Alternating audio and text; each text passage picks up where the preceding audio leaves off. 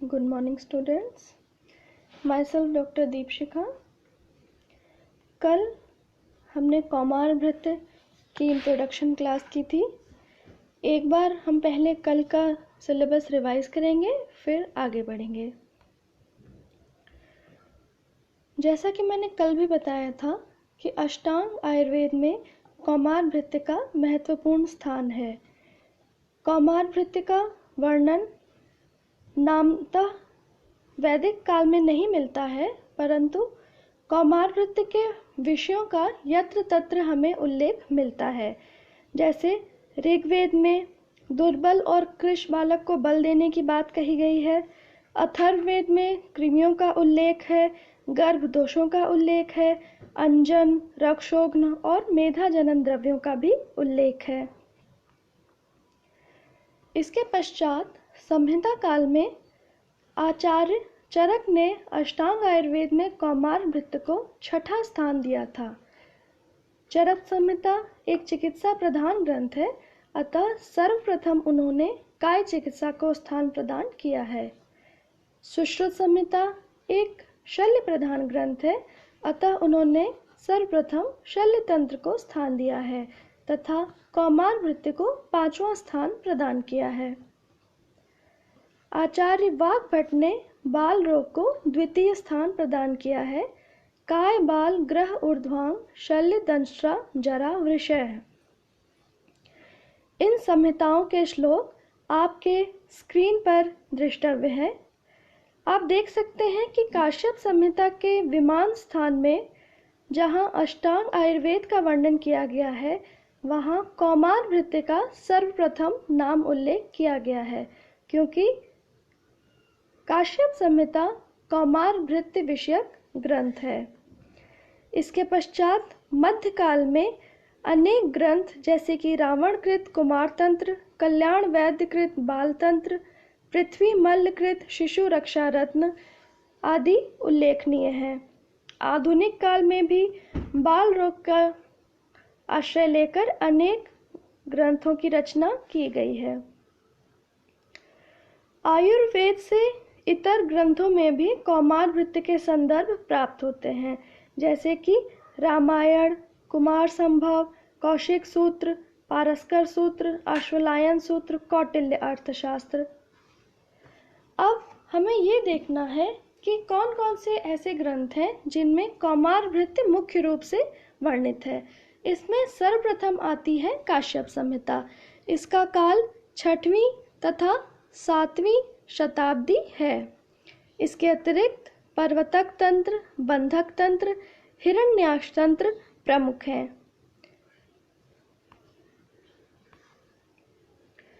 अब हम इस विषय पर आते हैं कि कौमार वृत्त क्या है, इसकी परिभाषा क्या है.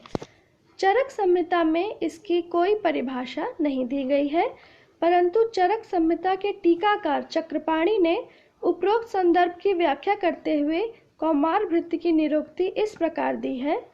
कुमारस्य भरणम अधिकृत्य कृतम कौमार वृत्यम, अर्थात कुमारों के भरण पोषण के लिए जो तंत्र है वह कौमार वृत्त है. आचार्य सुश्रुत ने सूत्र स्थान के प्रथम अध्याय में कौमार वृत्त की परिभाषा इस प्रकार दी है. कौमार वृत्यम नाम कुमार भरण धात्री शीर दोष संशोधनार्थम दुष्ट स्तन्य ग्रह समुत्थानाच व्याधि नाम उपशमनार्थम. इस पर टीका करते हुए आचार्य चक्रपाणि ने कहा है, कुमाराणाम वृत्तिर धारणम पोषणम च तस्य इदम इति कौमार वृत्यम. कुमार की सेवा, धारण, पोषण जिस तंत्र में वर्णित है वह कौमार वृत्त है. आचार्य सुश्रुत द्वारा वर्णित परिभाषा का अर्थ है, जिस तंत्र में कुमार का भरण पोषण, धात्री के शीर दोषों का संशोधन, दूषित स्तन्य से उत्पन्न व्याधियों, ग्रहों से उत्पन्न व्याधियों एवं अन्य व्याधियों के संशमन का विवेचन हो, उसे कौमार वृत्त कहते हैं. इसके पश्चात हारीत संहिता के प्रथम स्थान में भी कौमार वृत्त अथवा बाल रोग की एक सुंदर परिभाषा दी गई है. गर्भोपक्रमम विज्ञानम सूतिका उपक्रमस्तथा बालानाम रोग शमनी क्रिया बाल चिकित्सितम.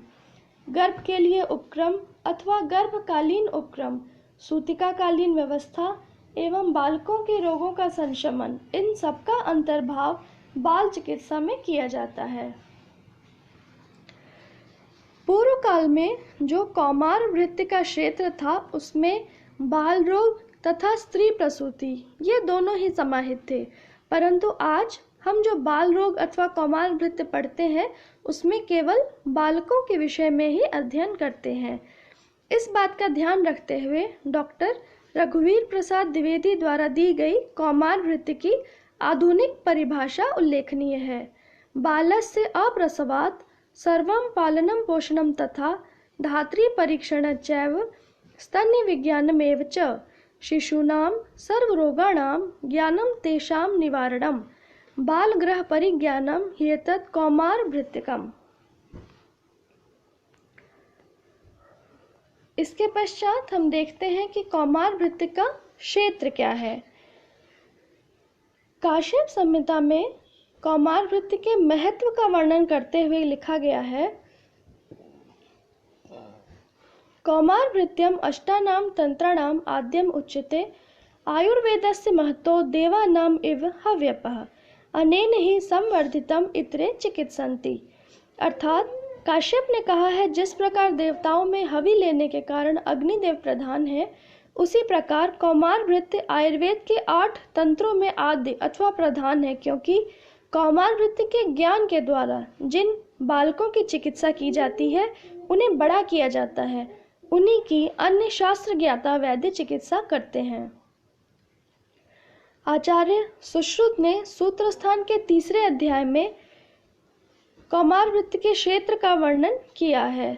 नवग्रह आकृति ज्ञानम स्कंदस्य च निषेधनम अपस्मार शकुन्याश्च रेवत्याश्च पुनः पृथक पूतनायाश्च तथा अन्यथा शीतपूतना मंडिका नैगमेश चिकित्सा च ग्रहोत्पत्ति सयोनिजा कौमार तंत्रम इत्येतत् शरीरेषु च कीर्तितम्। पुनः उत्तर तंत्र में आचार्य सुश्रुत ने कुछ अन्य विषयों का भी कौमार वृत्ति के अंतर्गत समावेश किया है, जैसे कि शुक्र आर्तव दोष, स्तन रोग, क्लैव्य, मूढ़गर्भ, गर्भिणी, योनि व्यापक, अप्रजाता रोग इत्यादि। इसके पश्चात हम ये देखते हैं कि कौमार वृत्ति में प्रयोग किए जाने वाले शब्दों की परिभाषा क्या है। सर्वप्रथम शब्द है बाल। ऊन षोडश वर्षस्तु नरो बालो निगद्यते, अर्थात षोडश 16 वर्ष की आयु तक बाल संज्ञा होती है। इसके 3 प्रकार हैं। दुग्धाशी वर्ष पर्यंतम, दुग्धाशी बाल 1 वर्ष तक कहा जाता है। दुग्ध अन्नाशी शरद्वयम, 2 वर्ष तक दुग्ध अन्नाशी बाल कहा जाता है तथा 2 वर्ष के पश्चात अन्नाशी बाल की संज्ञा होती है। अगला शब्द है कुमार। 5 वर्ष तक के बालक को कुमार कहा जाता है। पौगंड, 10 वर्ष तक के बालक को पौगंड संज्ञा दी जाती है। किशोर, कैशोरम पंचादशात, 15 वर्ष की आयु तक किशोर संज्ञा होती है।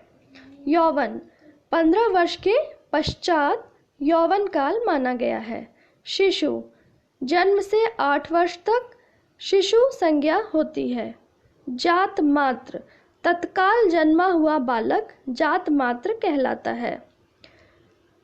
अष्टांग संग्रह में जात मात्र का अर्थ भी तत्काल जन्मा हुआ बालक कहा गया है। सद्योजात, सद्योजात अर्थात सद्य शीघ्र उत्पन्न हुआ, इसे भी जात मात्र के पर्याय रूप में देखा जाता है। तो आज का यह कौमार वृत्ति का परिचय विषयक अध्याय था। इसके पश्चात हम आधुनिक काल में पीडियाट्रिक्स की कुछ टर्मिनोलॉजीज को देखेंगे। Neonatal period. Now let's see what is a neonatal period. Neonatal period is from birth to under 4 weeks, that is less than 28 days of age. Neonatal period में भी 2 डिविजन्स किए गए हैं, early neonatal period and late neonatal period. The first week of life, that is up to 7 days, it is called early neonatal period, and the late neonatal period extends from 7th to less than 28 days of life. Now postneonatal period is the period of infancy from 28 days to less than 365 days of life, that is the period of infancy after neonatal period. Now what is an infant? It is child up to the age of 1 year. Let's see what is perinatal period. Perinatal period extends from 20th week of gestation to less than 7 days of life. Now what is a live birth? Live birth is a product of conception irrespective of weight or gestational age that after separation from mother shows any evidence of life. This evidence of life can be breathing, it can be heart rate, it can be pulsation of umbilical cord or definite movement of the voluntary muscle. So now you know that anything which shows life after delivery is a live birth. Fetal death, it is a product of conception that after separation from mother does not show any evidence of life. Now what is a stillbirth? Stillbirth is a type of fetal death which is gestational age 20 weeks or more, or it is weighing more than 500 gram. The point to be noted here is live birth and fetal death. In live birth and fetal death, we do not specify any GA. GA is gestational age, or any fetal weight. But in stillbirth, we have specified the gestational age and fetal and the weight, fetal weight. Now what is a term neonate? Term neonate who is born at full term. Any neonate born between 37 and less than 42 weeks of GA, irrespective of birth weight, is term neonate. What is a preterm? Any neonate born before 37 weeks, irrespective of birth weight. What is a postterm neonate? Any neonate born at a gestation of 42 weeks or more, irrespective of birth weight. Now as you can see here, while defining term, preterm and postterm, we do not take into account the birth weight of the baby. We only consider the gestation age. Now let's see what is LBW neonate. LBW is low birth weight neonate. Any neonate which weighs less than 2500 gram at birth, irrespective of GA.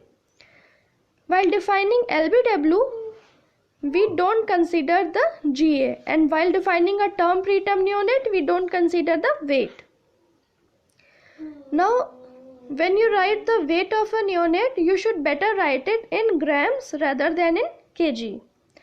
Now let's see what is very low birth weight neonate. Any neonate weighing less than 1500 gram at birth, irrespective of GA, is VLBW neonate. What is extremely low birth weight neonate?